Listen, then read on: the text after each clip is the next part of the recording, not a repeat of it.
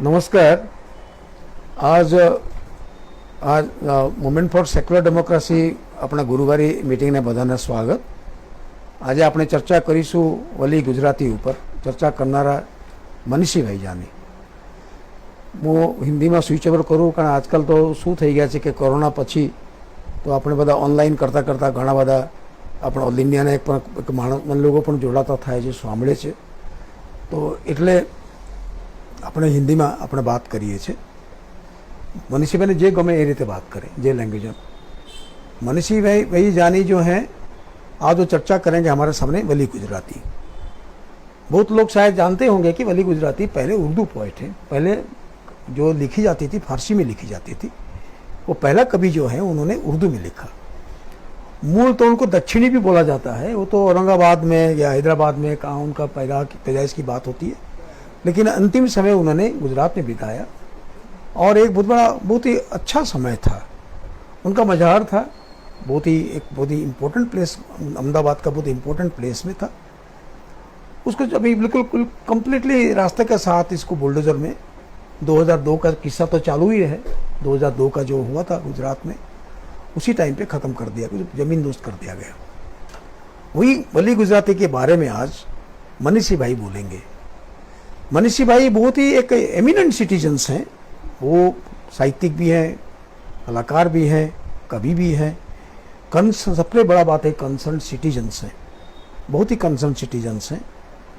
और वो तो स्टूडेंट टाइम से भी उनको सब जो जानते हैं. नवनिर्माण मूवमेंट जो था उन्होंने, अभी भी उनको लोग याद करते हैं. नवनिर्माण मूवमेंट 1974 में हुआ था, जिससे जयप्रकाश नारायण ने हम कहेंगे कि इंस्पिरेशन लेकर उन्होंने जेपी मूवमेंट जो हम कहते हैं भारत में, सारा भारत में करने की कोशिश की. वो इसका इंस्पिरेशन का स्थल था नवनिर्माण मूवमेंट. और तब से मनीषी भाई का जो जेपी और एक गुजरात का जो परिस्थिति, तब से ऐसी मूवमेंट के साथ जुड़े हुए हैं. विद्यार्थी काल से लेकर अभी तक वो जो कंसर्न सिटीजन जो है, मोस्ट कंसर्न सिटीजन गुजरात में जरूरी हो गया. अभी एक जो परिस्थिति जो है मोस्ट कंसर्न सिटीजन के हिसाब से वो है, प्रहरी के हिसाब से है. वही ही एक आज वली गुजराती के बारे में हमारे सामने बोलेंगे. ये ऑफलाइन भी है, ऑनलाइन भी है.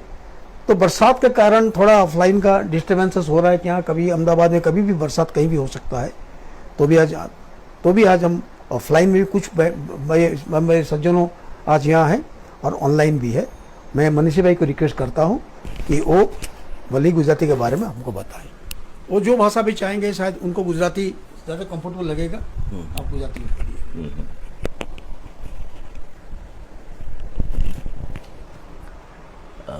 धन्यवाद रथभाई. आज एमएसडी में गुजरातना एक इतिहासना एक गौरवशाળી અને ખૂબ અગત્યના પણ ભૂલાઈ ગયેલા વ્યક્તિત્વ વિશે વાત કરવાનો ઉપક્રમ રાખ્યો. એ બદલ હું આભારની લાગણી વ્યક્ત કરું છું. અને હવે આ પ્રકારના આના વિશે પણ વિશેષ વાતો થતી રહે, કારણ કે આજનો સમય એવો છે કે ઇતિહાસને વારંવાર યાદ કરાવવો પડે એવો છે. અને તો જ આ વર્તમાન અને એ ઇતિહાસને બેને માંથી કોઈ સિન્થેસિસ કશું ઊભું થાય તો આવતીકાલ આપણી ઊભી થાય એવું છે. એટલા માટે ઇતિહાસને જાણવો અથવા જે ઇતિહાસ લોકો પાસે નથી ગયો, જાણતા નથી, એ ઇતિહાસને ઉજાગર કરવો એ બહુ મહત્ત્વની વાત આજના સંદર્ભમાં બની રહે છે. તમે બહુ સાચું જ 2002ને યાદ કરીને વાત કરી. તો 2002માં જે ગોધરાકાંડ પછી માનવ સંહાર થયો, એમાં અમદાવાદી બે વ્યક્તિત્વ, બે મોટા શાયર, બે મોટા કવિ, બે મોટા ઉર્દૂના શખ્સિયત, એના પર હુમલા થયા. આપણે જાણીએ છીએ કે એહસાન જાફરી, લોકો એમ જ કહેતા હતા કે કોંગ્રેસના ભૂતપૂર્વ એમપી એહસાન જાફરી. પણ એના આખું જ જે વ્યક્તિત્વ હતું, એની આખી જિંદગી જે કામ કર્યું હતું, જે પ્રગતિશીલ વિચારો માટે કામ કર્યું હતું, એની કતલ થાય. તમામ જગ્યાએ બધી જ સુવિધાઓ, સાધનો, પોલીસ તંત્ર બધું જ હોવા છતાં મોબાઈલ ડિજિટલના જમાનામાં એને દિવસે જે જાતનું થયું અને ભૂલી જવાયું. એહસાન જાફરી સાહેબનો અમદાવાદ ઉપર ઘણો અહેસાન છે, અને ખાસ કરીને કામદાર જગતમાં એક એવા વ્યક્તિ હતા જેણે વર્ષો સુધી અમદાવાદમાં એક મોટી પરંપરા, ભવ્ય પરંપરા હતી શ્રમજીવી સમાજમાં, વર્કિંગ ક્લાસ એરિયામાં, કે જ્યાં દર વર્ષે એક બહુ મોટા મુશાયરા થતા. દેશભરના શાયરો ત્યાં આવતા, અને સારંગપુર બ્રિજ ઉતરતા ગોમતીપુર બાજુના ત્યાં કામદાર મેદાન હતું. એ કામદાર મેદાનમાં હજારોની સંખ્યામાં દેશભરના શાયરો, દેશભરની પોતાની કવિતાઓ, કૃતિઓ, સર્જનો, અને એ પણ સમાજને સ્પર્શતા હોય, શ્રમજીવી સમાજને સ્પર્શતા હોય એવી રજૂઆત થતી. અને એ બધાના આયોજનમાં સૌથી પાયાના વ્યક્તિ હતા એ એહસાન જાફરી હતા. એટલે અને અમદાવાદમાં ઘણા બધા ગઝલને છે, પણ એ જાણે કશું જ થયું નથી. એક મોટો સાહિત્યકારને વિદાય કરી દીધી, આ ક્રૂર રીતે વિદાય કરી. એના વિશે કોઈ હલચલ, કોઈ સાહિત્યકારના રૂવા કે કંપન અનુભવી હોય એવું બન્યું નથી. એ બહુ દુઃખદ છે. અને સાથે સાથે બીજા જે કવિ અમદાવાદના, ગુજરાતી કવિ વલી ગુજરાતી, અમદાવાદમાં જે જન્મ્યા, જો કે એના વિશે વિવાદ છે કે કારણ કે ઔરંગાબાદમાં, પણ આપણા જ અમદાવાદના એક ઉર્દુના બહુ મોટા વિદ્વાન પ્રોફેસર વારિસ અલ્વી હવે આપણી વચ્ચે નથી, પણ એમના પિતાજી પણ મોટા વિદ્વાન હતા. એમણે ઘણું કામ આ કવિ વલી ગુજરાતી વિશે કર્યું છે. એમનું કહેવાનું છે કે એ એમના જ ખાનદાનમાં, અલ્વી ખાનદાનના એમાં એ જન્મ લીધો હતો. અને વહીઉદ્દીન જે અહીંયા સંત થઈ ગયા,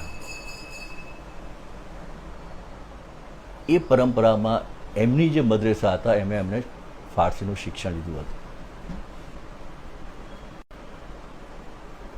આવા એક અમદાવાદનો જે ગઝલકાર, એણે જે લખી ગઝલો ઉર્દુમાં, ઉર્દુ સાહિત્યમાં શરૂઆત ક્યાંય પણ ચર્ચા થતી હોય દેશ દુનિયાભરમાં, કરોડો લોકોની ઉર્દુ એ ભાષા છે, બોલાતી ભાષા છે. તો એ ભાષાનો પહેલો કવિ બાબા આદમ, જેને કહેવાય કે ભીષ્મ પિતામહ ઉર્દુ ગઝલમાં, એ ગઝલકારનું જે સ્મારક હતું આપણા અમદાવાદમાં, એ સ્મારકને શાહીબાગમાં, કારણ કે એ શાહીબાગના પછી વિકાસ થયો, રેલવે આવી, રસ્તાઓ બન્યા, પણ ત્યાં મોટું કબ્રસ્તાન હતું. એ કબ્રસ્તાનમાં, સૈયદોનું કબ્રસ્તાન હવે એક નાના ખૂણામાં છે, તો એ કબ્રસ્તાનમાં આ મોટા ગઝલકારની એ દરગાહ કે મઝાર કહો, અરબીમાં એને મઝાર કહેવાય ને ફારસીમાં દરગાહ કહેવાય. આ બંને શબ્દો પ્રચલિત છે. એ જ ભાષાની મજા છે કે આપણી ભાષામાં કેટલો સમન્વય હોય છે કે આપણે મજાર પણ કહીએ, દરગાહ પણ કહીએ, અને લોકો સમજતા હોય છે કે મજાર એટલે શું, દરગાહ એટલે શું. તો આ એની જે દરગાહ હતી એ પસાર થતા હતા, સમય વીતતો ગયો, પણ જે લોકો એ વ્યક્તિને ના જાણતા હોય, લોકો એમ માની લે કે આ કોઈક સંત પીરની, કારણ કે નામ હતું ચીની પીર ના નામે એ જગ્યા ઓળખાતી હતી, ચીની પીર. એટલે પોપ્યુલર નેમ એનું એ હતું. પણ વલી ગુજરાતી એ કોઈ સંત નહોતા. વલી ગુજરાતી એ કોઈ ધાર્મિક કે આધ્યાત્મિક ગઝલ લખનારા નહોતા. એ દુનિયાવી સુફિયાના એનું થોડું ઘણું લખાયું છે, પણ એનું જે મહત્વ કેમ અંકાય છે, આજથી 300 વર્ષ પહેલાં થઈ ગયા અને 300 વર્ષ પહેલાં અમીર ખુશરો થઈ ગયા, એ પણ રિજનલ લેંગ્વેજ લખનાર હતા. પણ ઉર્દુના પહેલા શાયર કેમ વલી ગુજરાતીને કહેવાય છે, એ એક કારણ કે વલી ગુજરાતીએ લોકોની પોતાની ભાષામાં લોકોની વાત લખી. હવે એ પહેલાં જે છે, આજથી તમે 300 વર્ષ પહેલાંના સમાજનો કલ્પના કરી જુઓ, અને ઘણું બધું આપણે જાણીએ છીએ. 100-150 વર્ષ પહેલાં પણ આપણે 2-3 જે જાતનો સમાજ હતો, આજે આટલી કટ્ટરતા ધાર્મિકતા છે, તો એ સમયમાં કેવો સમાજ હશે એ પાછળ જતાં જોવા મળે. આપણે ભાષામાંથી એ આપણે જાણી શકીએ છીએ. તો એ 300 વર્ષ પહેલાં જે ગઝલો લખાતી હતી, જે સાહિત્ય લખાતું હતું, એ સાહિત્ય ફારસીમાં લખાતું. ગઝલ લખાતી, ગઝલનું ઓરિજિન જે છે એ ફારસી ભાષામાંથી છે. ઈરાનમાં બોલાતી ભાષા, જેનો 1000 વર્ષનો ઇતિહાસ છે, એ પહેલાં ઈરાનમાં પહેલવી બોલાતી, પણ પછી આરબો આવ્યા. આરબોને કારણે અરબીનું મહત્ત્વ વધ્યું, કારણ કે સત્તા જ્યાં જાય છે ત્યાં સત્તા પોતાની ભાષા લઈને જતી હોય છે, કારણ કે તો જ રાજ કરી શકે. એ પછી પાછી જે પર્શિયન ભાષા હતી, ફારસી ભાષા હતી, એ ફારસી ભાષા મુગલોની સાથે, અને આ મુગલોના અંત સમયમાં વલી ગુજરાતી થઈ ગયા. વલી ગુજરાતીનો જન્મ થયો 1667માં અને મૃત્યુ થયું 1707માં. માત્ર 40 વર્ષની જિંદગી. પણ આ 40 વર્ષની જિંદગીમાં એણે લગભગ 500 જેટલી ગઝલ લખી, અને 3500 જેટલા શેર એમાં સમાવેશ થાય, એ એનું લખાણ થયું. બીજે બધા જે પ્રકારો છે સાહિત્યને એમાં લખ્યું. પણ એ સમયે દિલ્હીમાં અને દેશમાં ધર્મનું જે મહત્ત્વ હોય, એટલે આ બધી ક્લાસિકલ ભાષાઓમાં એ વસ્તુ રહેતું હતું, જે રાજભાષા હોય કે એવા એક ખ્યાલ હતા કે સાહિત્યનું સર્જન તો ફારસીમાં જ થાય અને એના રીત રિવાજો પ્રમાણે જ થાય. આપણે સંસ્કૃતમાં પણ એ જ છે. સંસ્કૃત સાહિત્યનો આપણે જે અભ્યાસ કરીએ તો આપણે સંસ્કૃતમાં શું છે, તો સંસ્કૃત નાટકોમાં પણ પહેલાં એ પ્રકારનું જ હતું કે તમે નાટકની વાત કરવા જાઓ તો નાટક તો લોકોની વચ્ચે ભજવાતું હોય, પણ સંસ્કૃત નાટકના નિયમો એવા કે જે બ્રાહ્મણ હોય ને રાજા ઘરાનાના હોય એ લોકો સંસ્કૃત બોલે, અને દાસ દાસી અને સ્ત્રી પાત્ર હોય એમને પ્રાકૃતમાં બોલવાનું. પ્રાકૃત એટલે લોકોની ભાષા. આમ તો પ્રકૃતિ પરથી પ્રાકૃત શબ્દ આવેલો છે, પણ પ્રાકૃત એટલે અણઘડ, અભણ, આવા બધા અર્થ પ્રાકૃતના થાય. એટલે પ્રાકૃત જે સામાન્ય જનની જે ભાષા હતી એ થાય. હવે આ વાત એવી યંત્રવત બની ગઈ કે 8મી સદીમાં જે રાજશેખર કરીને થઈ ગયા કવિ, એણે નાટક લખવા માટે શું કર્યું કે એને પ્રાકૃત નહોતું આવડતું, સંસ્કૃત આવડે, કારણ કે પંડિતો ઘરમાં બેસીને બહાર સમાજ શું ચાલે છે એની સાથે કોઈ લેવાદા ના હોય. તો આ જે આખા જે આખું જે પ્રાકૃત સાહિત્યનું જે હતું, એ રાજશેખરે શું કર્યું કે એને પ્રાકૃત ના આવડે, સંસ્કૃત આવડે, એટલે એને સંસ્કૃતમાં ડાયલોગ લખ્યા, સંવાદો સામાન્ય પાત્રોના. પછી એને પ્રાકૃતમાં એનો અનુવાદ કરવાનું કામ શીખીને કર્યું. એટલે આખી કૃતજ્ઞતા, હવે નાટક જે જીવંત વસ્તુ છે એમાં કૃતજ્ઞતા આવી. આ પ્રકારનું અહીંયા આપણે પણ વાતાવરણ હતું. એવું જ ફારસી સાહિત્યમાં હતું. ફારસીના પણ પોતાના નિયમો. એટલે કોઈક સાહિત્યકાર હોય એને સાહિત્ય શામાં રચવાનું? ફારસીમાં.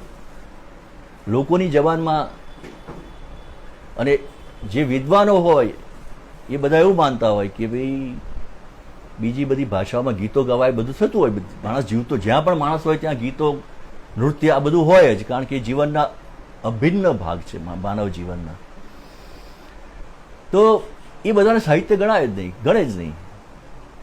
તો આ આખી વસ્તુને પહેલી વાર એવું થયું કે આ અમદાવાદનો કવિ એને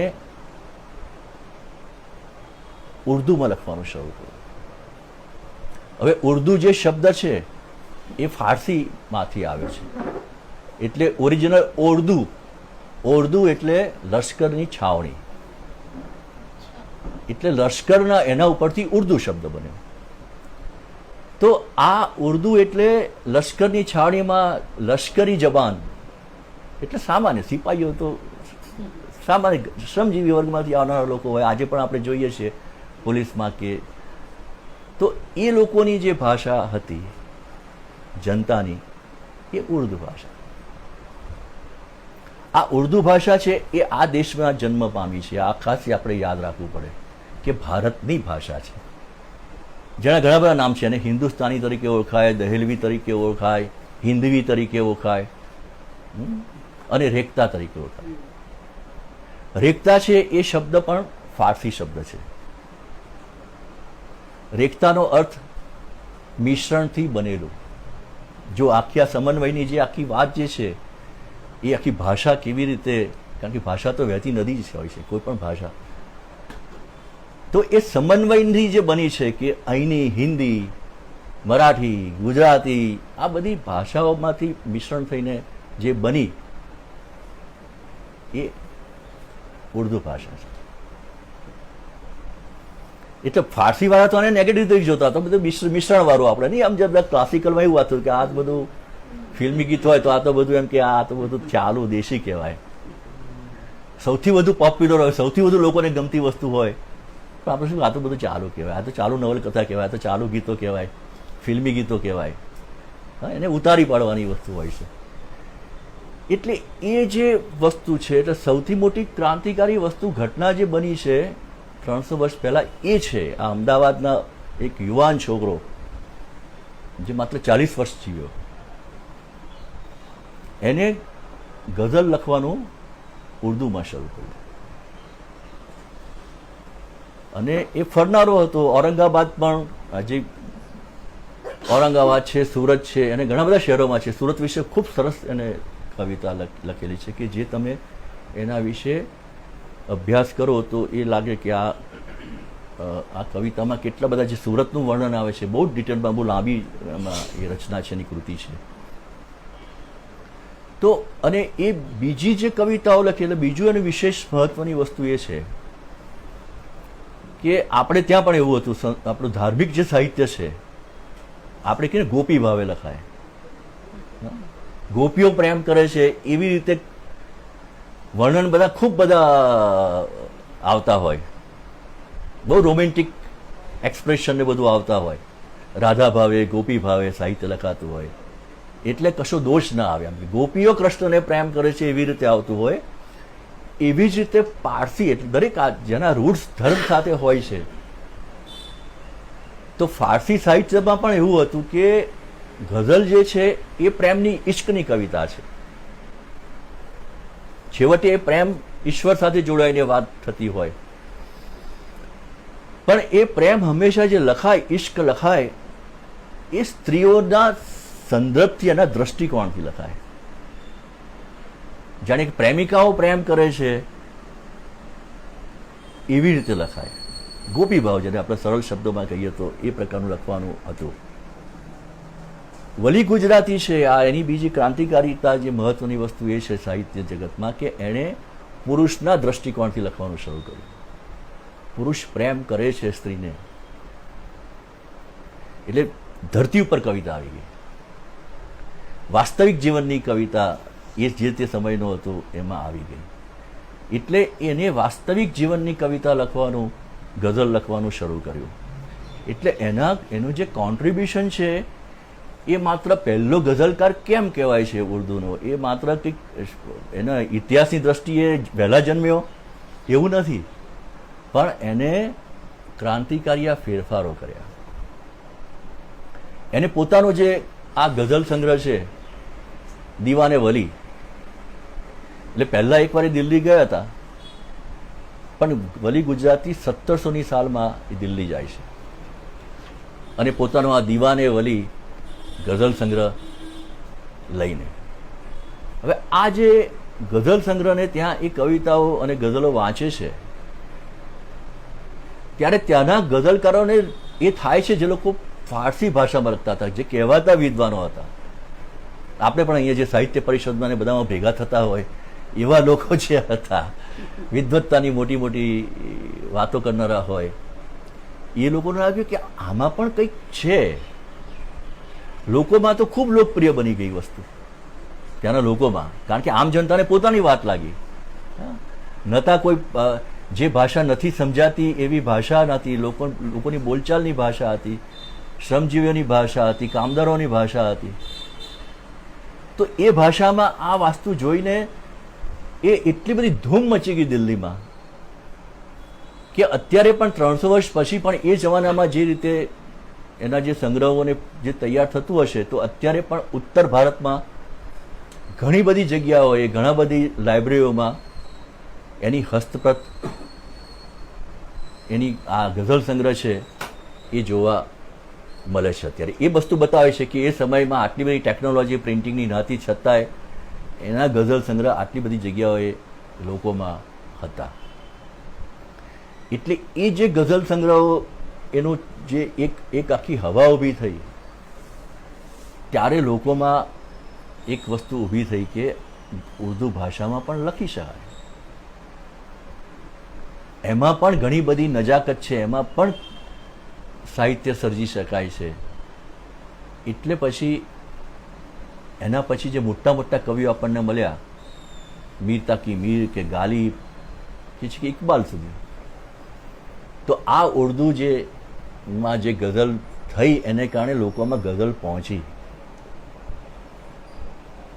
અને એ ગઝલ આ ઉર્દુ જબાનમાં જે બધા જ, એવું નહોતું કે તમે એમ નથી કે આ ઉર્દુ એટલે મુસલમાનોની ભાષા હતી કે મુસ્લિમ કલ્ચરની ભાષા હતી.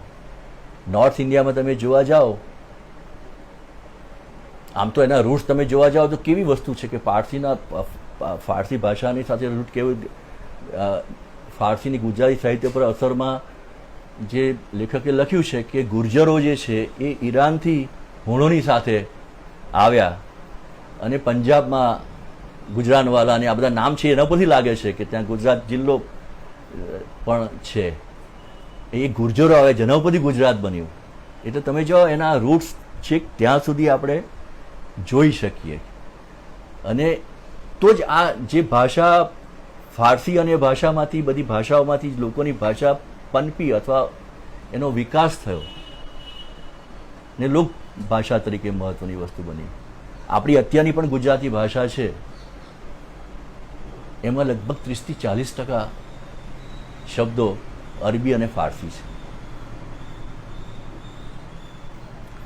કારણ કે ગઝલ ગુજરાતીમાં ખૂબ ગઝલ લખાય છે.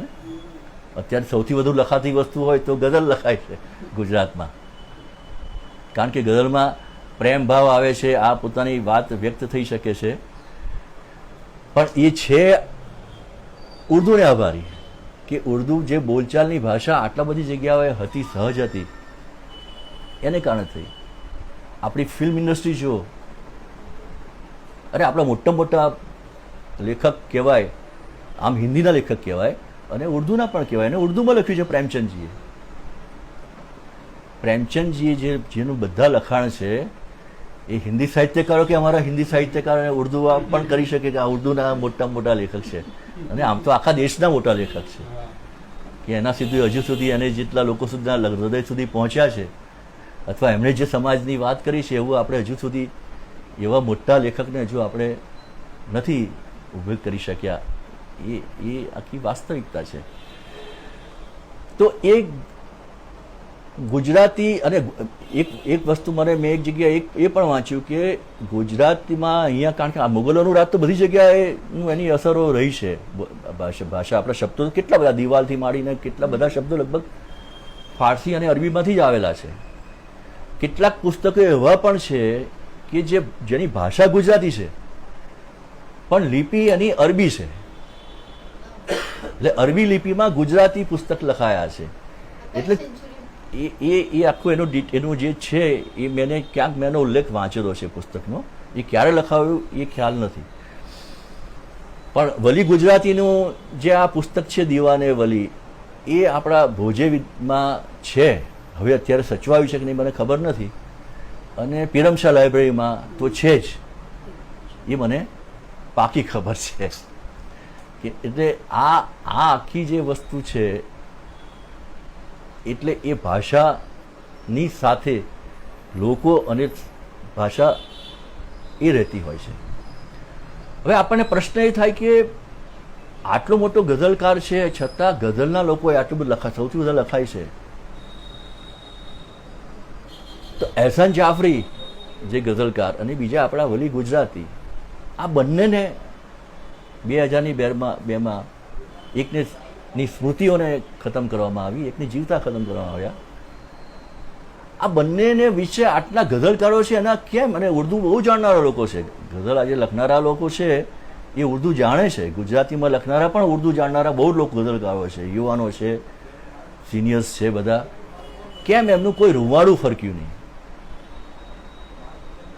મને ઘણીવાર વિચાર આવે છે કેમ આપણા ના જગ્યા. અમે લોકોએ ઘણા બધું સાહિત્ય પરિષદને ઢંઢોરવાનો પ્રયત્ન કર્યો.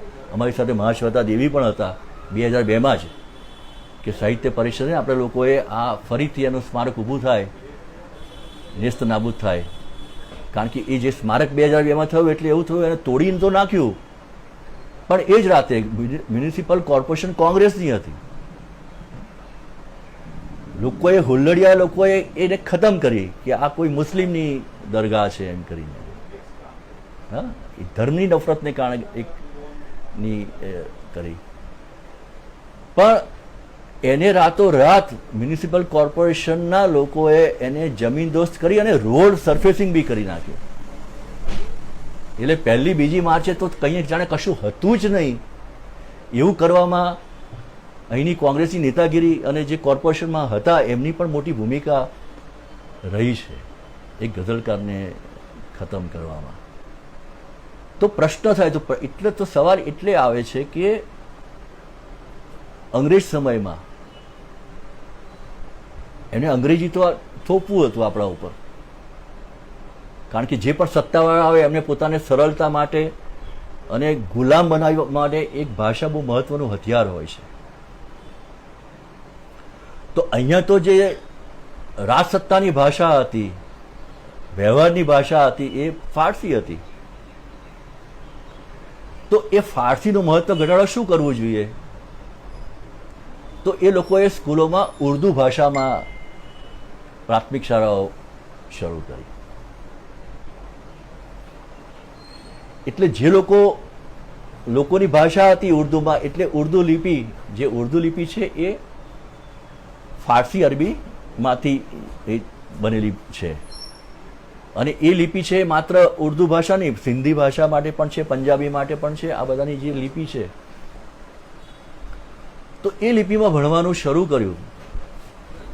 એટલે જે લોકોનું, જેમાં મોટે ભાગે જે ઉત્તર ભારતમાં બોલનાર હતા એ લોકોએ આખી વાતને ધર્મ સાથે જોડી દીધી કે આ ધર્મ સાથેની ભાષા છે. કારણ કે એનું રૂટ્સ, ઓરિજિન જે છે લિપિ, એ તો ફારસી અને અરબી છે. એટલે જે લોકો ધાર્મિક રીતે હતા એમણે એને ગૌરવ અનુભવ્યું કે આપણે આપણી ધાર્મિક ભાષામાં શિક્ષણ લઈ રહ્યા છે. બીજી બાજુ ફારસી ભાષાને ખતમ કરવાનું અંગ્રેજોની એ ચાલ હતી ને. અંગ્રેજી એટલે એલિટ ક્લાસ છે એના માટે અંગ્રેજી ભાષા, તમારે કંઈ પણ આગળ વધવું હોય, સાહેબ બનવું હોય, ઓફિસર બનવું હોય તો અંગ્રેજીમાં ઉચ્ચ શિક્ષણ લેવાનું. જેમ આપણે હજુ માનીએ છીએ ને, આપણે પણ એવું છે કે હિન્દુઓની ભાષા એટલે આપણે એવું કહીએ કે ગુજરાતી જે છે એ સંસ્કૃતની દીકરી છે. આપણે ઊંડે ઊંડે એવું છે કે ગુજરાતી એટલે આપણી આપણી દાદી તો એમ કે સંસ્કૃતમાંથી ગુજરાતી ઉતરી આવી છે એવું મોટાભાગના લોકો માને છે અને મનાવવામાં આવે છે. પણ ગુજરાતી ભાષામાં 30-40% શબ્દો ફારસી, અરબી, અંગ્રેજી, મરાઠી આ તમામ ભાષાઓમાંથી ગુજરાતી બની. ગુજરાતીમાં બધાના શબ્દો છે. એટલે ગુજરાતી ભાષા માટે સંસ્કૃત એની માસી કહી શકાય, પણ માં ના કહેવાય.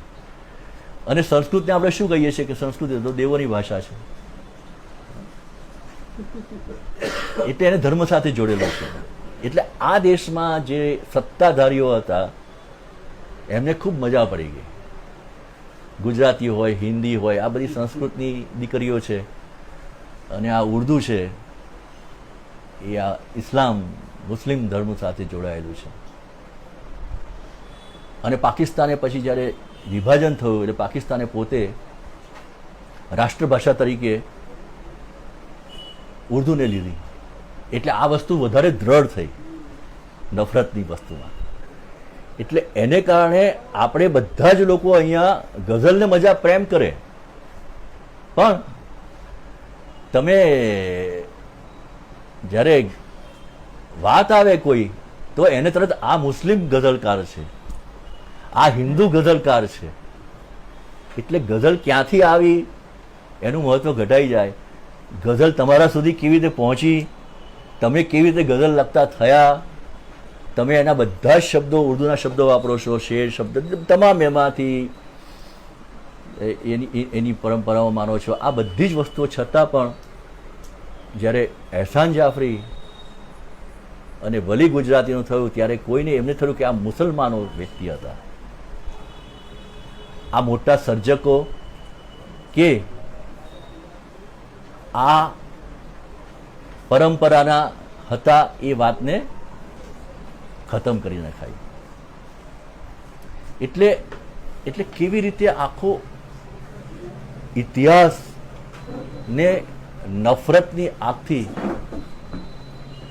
ઇતિહાસના મહત્વના વ્યક્તિઓને ખતમ કરી નખાય છે એનો આ નમૂનો છે. નહીં તો આ એવા ગુજરાતી છે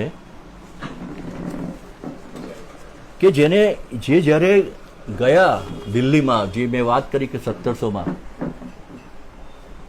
અને આખા દિલ્હીમાં એક હલચલ મચી ગઈ સાહિત્યના જગતમાં, એ વલી તરત પાછા આવે છે ગુજરાત. કારણ કે ગુજરાતમાં એને અમદાવાદ માટે અને ગુજરાત માટે એટલો પ્રેમ હતો, એણે ગુજરાતના વિરહ ઉપર કવિતા લખેલી છે, જે છે કે ફિરાક એ ગુજરાત, ગુજરાત કે ફિરાક શું હૈ બાર ખાર ખાર દિલ, બેતાબ હૈ સીને મની બાતિશ બહાર દિલ. હવે આ જે વિરહની કવિતા છે એને આપણા સરસ ગઝલકાર જે આપણા અશોક ચાવડા છે, યુવા કવિ, એને એનું ગુજરાતી કરેલું છે. ગુજરાતના વિયોગમાં વલી ગુજરાતીની કવિતા એ અશોક ચાવડાનો અનુવાદ છે કે ગુજરાતના વિયોગમાં છે ખાર ખાર દિલ, જ્વાળામાં અગ્નિની રહે છે આ ધરાર દિલ, દુનિયામાં એના દર્દની કોઈ દવા નથી, તલવાર આ જુદાઈની ને આર પાર દિલ, આરંભથી એ દર્દમાં નક્ષિત થયું તું ગુમ, અગ્નિ ઉપર હોવા એમ જ બેકરાર દિલ, ખુશહાલ મન થયું હતું એની સફરથી ખૂબ, અંતે હવે વિયોગમાં તૂટ્યું વરાર દિલ, છાતીમાં મારી દેખ ખીલો છે પ્રણયનો બાગ, જાણે કે રક્તથી જ સિંચેલી બહાર દિલ, કાયમ મળી છે હાર આ જગમાં મને ફકત, મારી પીડા છે કોઈ તૂટેલી સવાર દિલ, છૂટા થવાથી દોસ્તો ડૂમો ભરાય છે, છૂટા થવાથી દોસ્તો ડૂમો ભરાય છે, આનંદનું આ વસ્ત્ર કરતું તાર તાર દિલ, સૌ દોસ્તોની યાદની ઉષ્મા ભર્યું શરીર, તણખાની જેમ બહુ બળે સઘરે પ્રકાર દિલ, સૌ આશિકી હજુર રાખે લાલ લાલ ગાલ, લોહીથી લાલ રાખું છું હું થોડું યાર દિલ. તો આ એની ગુજરાતના વિરહ ઉપરની કવિતા. એટલે આપણે જ્યારે આ જે હું કહું છું ને કે ધર્મમાં આપણે એને વહેંચી નાખીએ છીએ, ત્યારે એ પોતાના વતનનો પ્રેમ એ કોઈ પણ હોય, એનો રહેતો હોય છે. હવે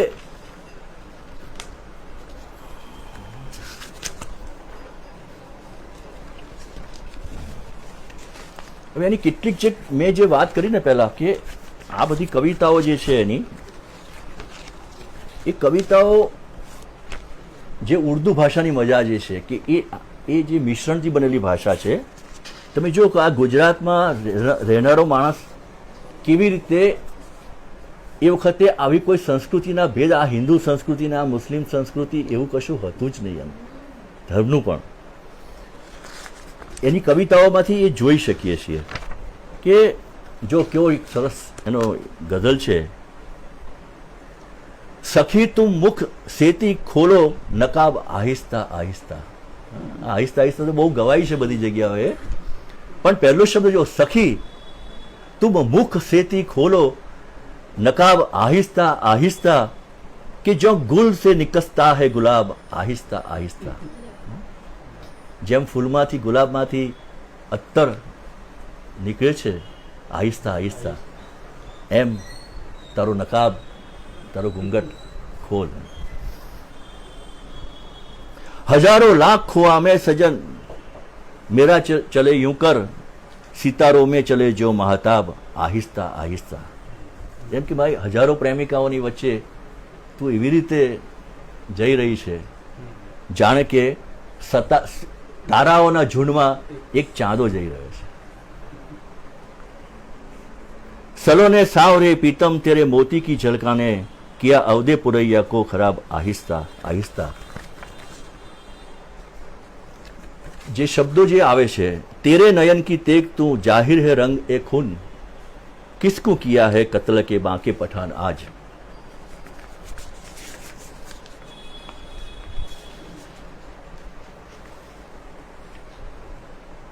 गंगा रवा किया हूं अपस के नयन सिती आरे समन शिताब है रोजे नहान आज.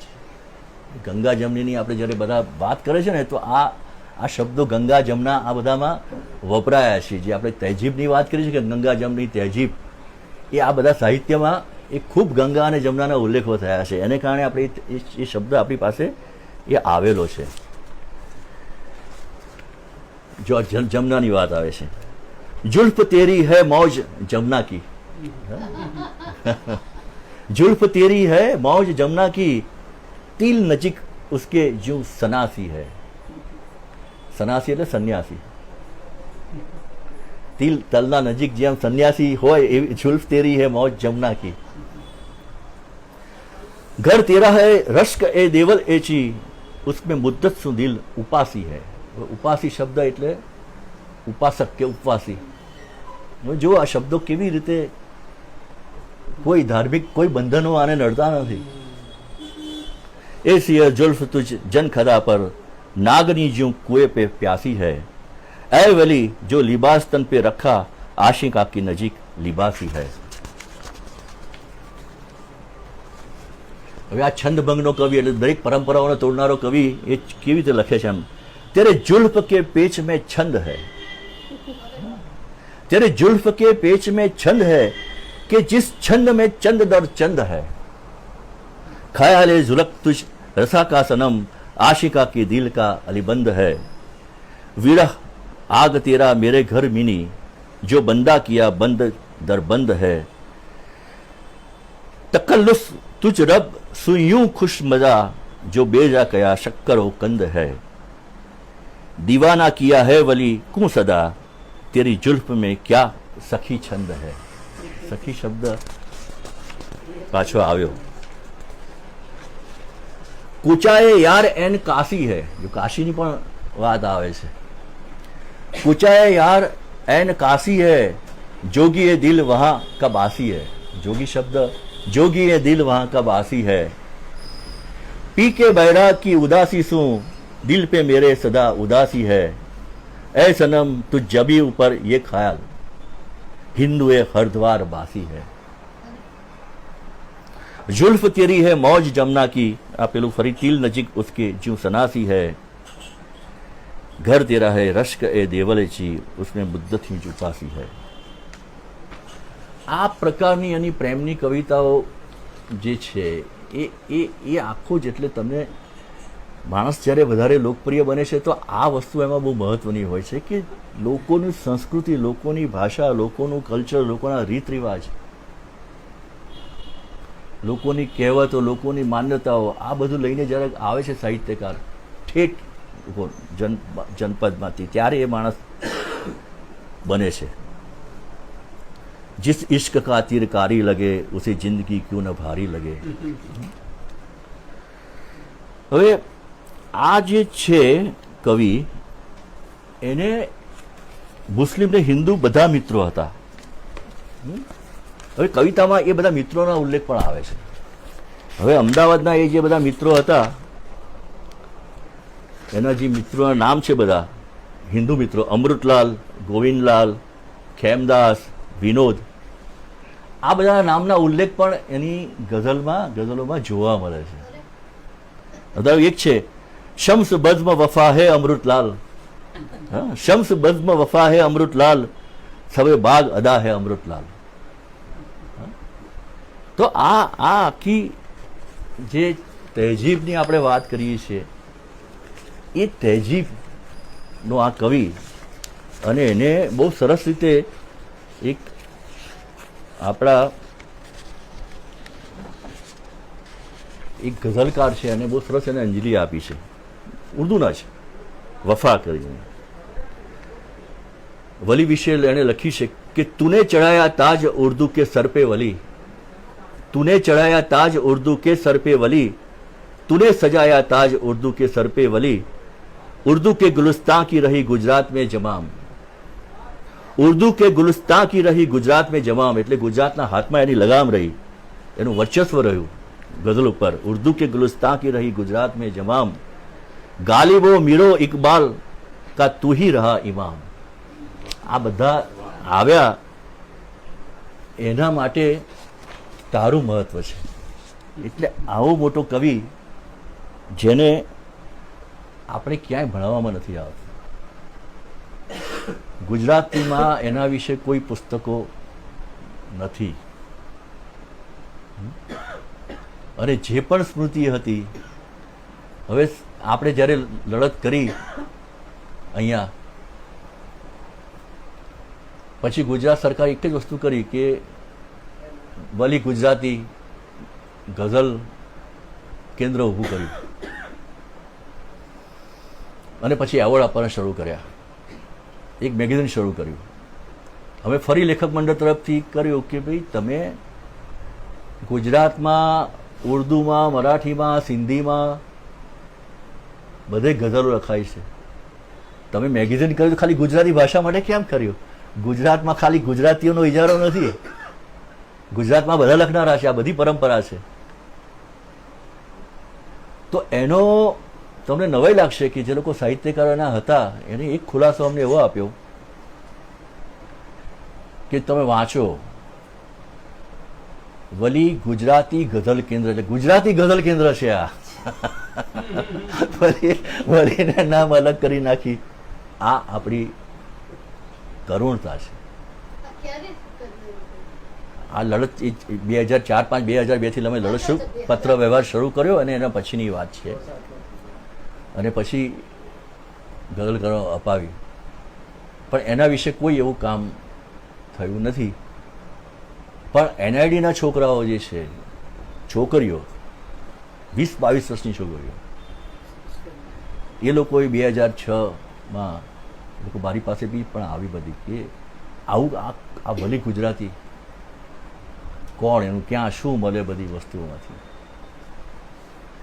અને એ 20-22 વર્ષની ભણતી જ વિદ્યાર્થીઓને વલી ગુજરાતી ઉપર ડોક્યુમેન્ટરી બનાવી, જેમની સાથે મોટા સાધનો પણ નહોતા, કારણ કે અભ્યાસના ભાગ તરીકે લોકોએ બનાવવાનું હતું.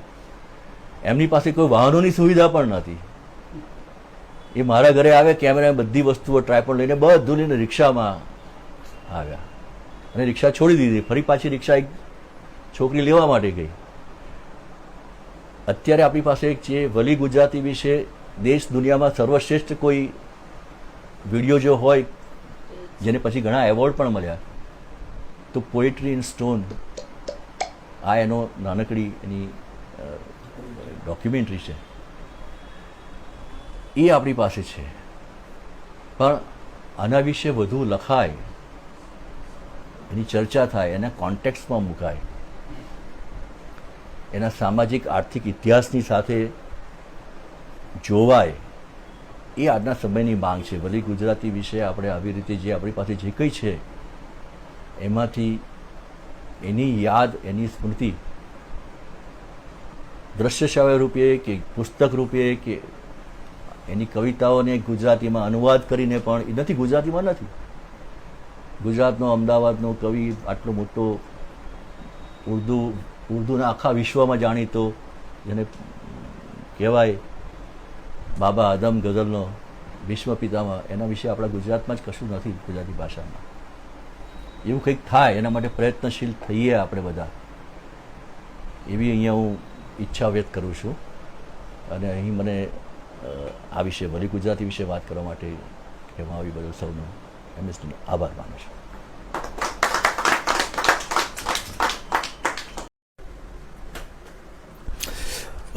मनीषी भाई का इतना सुंदर व्याख्यान के बाद मन में कितने उमंग, कितना उर्मी, कितने भावनाएं उठती हैं, आप कल्पना नहीं कर पाएंगे. 2002 उसके बाद घटनाएं एक के बाद अपने मन की पर्दे पर उठते जाते हैं. क्या करना है, नहीं करना है, बहुत कुछ करना है, बहुत कुछ हम नहीं कर पाए, ये मन में एक प्रकार का भावना आती रहती है. अभी भी हम लोग बसंत रजब का प्रोग्राम, हमने जो बसंत रजब तहजीब की बात हमने की, गंगा जमुना के तहजीब की बात हुई. अभी 3 तारीख को हमने एक सम्मेलन किया, उनकी किताब भी 2nd एडिशन में निकला. और ये जो वली गुजराती के बारे में चर्चा हुआ, कब से मन में आ रहा है कि जिस जगह को उन्होंने जमीन दोस्त कर दिया है वहाँ एक मेमोरियल वहाँ आना चाहिए. अगर गुजरात यूरोप होता, यूरोप का सबसे बड़ी खूबी बात यह है, यहाँ मेमोरियल्स हैं, पोएट्स, स्कल्पचर्स, साइंटिस्ट, एजुकेशनिस्ट, जो भी हैं, उनकी आपको मेमोरियल जगह जगह भी मिलेगा. तो ये जो जगह जगह मिलेगा, यूरोप इसीलिए तो बड़ा है. वो उनको जो आदमी को रूलिंग क्लास से वो नहीं करते हैं, वो फर्क पड़ता, वो बोरिस जॉनसन के साथ अपने आप को आइडेंटिफाई नहीं करते हैं. फिर से वो चलती रहती है, कौन होगा उनका भी लीडर, कौन बनेगा नहीं बनेगा. उनको तो है कि इंग्लैंड में कौन बड़े बड़े डार्विन थे, शेक्सपियर थे, वर्ड्सवर्थ थे, शेली थे, बायरन थे, ये इनसे सबको मतलब उनका है. इवन भी वो फ्रांस में भी आपको लगा कि विंसेंट वैन गॉग थे, ये सबका आपको बनता है. तो ऐसे आपको हर जगह में मिलेगा. लेकिन हमारा यहाँ जमीन दोस्त की जाती है. फिर बाद में नाम के वास्ते आपने एक कुछ अवार्ड कर दिया, कुछ मैगजीन बना दिया. एक तो बिल्कुल एक प्रकार का डिसेप्शन है, ये सिविलाइजेशन के लिए संस्कृति का डिसेप्शन है. तो हमारा तरफ से ये बात है कि हमने जब ये रजब अली का हमने कब्रिस्तान में खड़े रहे थे, जो रजब अली का कब्रिस्तान नहीं मिल रहा था, बसंत का तो उन्होंने उनको जला दिए थे, बसंत थे, रजब अली का मिलता नहीं था. इस बार हमने रजब अली का कब्रिस्तान में खड़े होकर इकट्ठे हुए. काफ़ी लोग उस दिन एक प्रकार का उमंग खड़ा हुआ, एक प्रकार का एक जोश भी खड़ा हुआ. तो ऐसे ही आज ये जैसा बसंत रजब का जो बात हमारे पास आया, ऐसे ही वली गुजराती जो हैं, उनकी बात अहमदाबाद में इतनी बड़ी हस्ती है, ये अहमदाबाद लोग को गौरव के हिसाब से आनी चाहिए. दिस इज प्राउड ऑफ वली गुजराती. लोग जानते ही नहीं, ये प्राउड कैसे बनेंगे. तो इसे पॉपुलराइज करना है, हमको पॉपुलराइज करना पड़ेगा. किसी कैसे करेंगे, क्या करेंगे, हम बातचीत करके करेंगे, जरूर करेंगे. Next year it will be a popularise, कुछ ना कुछ फॉर्म से ये इसको सेलिब्रेशंस होगा. और ये उसी जगह पर एक मजार हो या उनका मेमोरियल टर्म हो, और एक तारीख नक्की करना पड़ेगा मनीषी भाई, कि हम एक तारीख में हम सब इकट्ठे होंगे. उधर कुछ भी हो, अगर जो जगह है वहाँ हम लोग खड़े होकर ह्यूमन चेन थोड़ा सा बनाएंगे और वहाँ फूल हम अर्पण करेंगे. ये शुरुआत हम करें. एक तारीख हमको नक्की करना पड़ेगा, ताकि हम उस तारीख में वो निकालना पड़े कौन सी तारीख में हमको करना चाहिए. तो ये तारीख में इकट्ठा होकर हम इनके बारे में एक प्रकार का हम ये पुष्पांजलि, या जो पुष्पांजलि कहते हैं, या फूल देकर उनको हम सम्मान करेंगे. और इस तरह से वली गुजराती का जो है, जो ट्रेडिशन जो है, और ये बात को हम चलाने के लिए कोशिश करेंगे. इसलिए मैं बहुत ही, मेरा मन कब से लग रहा था ये बात मैं करूं. तो मैं अपनी बात को आपके सामने रखा और हम फिर से मिलेंगे, लेकिन जल्दी ही मिलेंगे और कार्यक्रम को लेकर मिलेंगे। कार्यक्रम तो आने वाले साल में होगा, लेकिन इन दिनों में हम इसको चलाएंगे और जरूर हम मिलेंगे। इतना कहकर मैं बात पूरा करता हूँ।